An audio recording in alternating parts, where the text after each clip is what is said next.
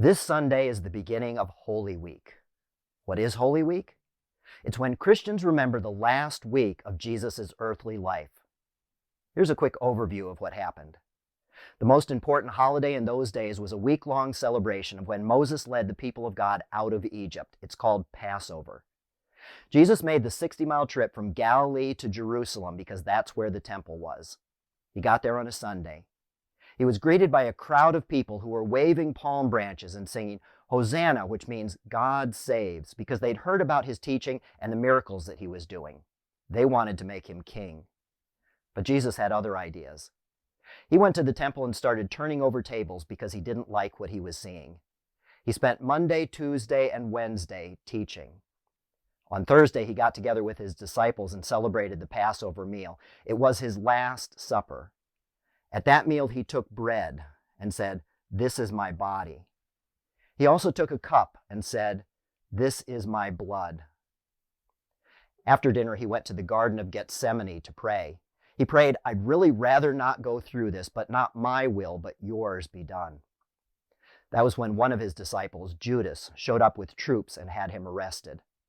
It would have been about midnight, but the religious leaders still found the time to give him a mockery of a trial and found him guilty. All of his friends fled. One of them, Peter, even denied knowing him 3 times. That was when a rooster crowed.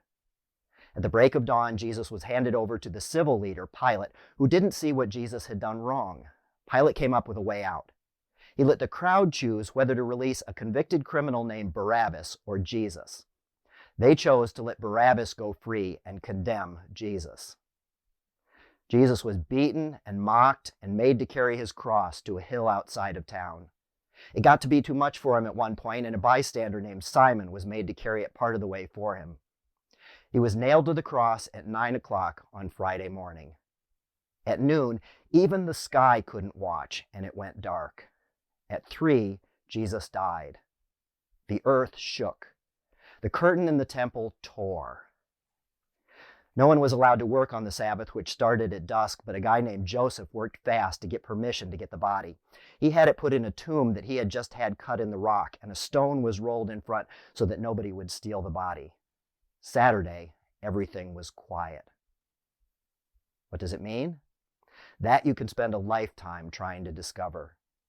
What happened next? Go to any church on April 17th, and you will hear the rest of the story.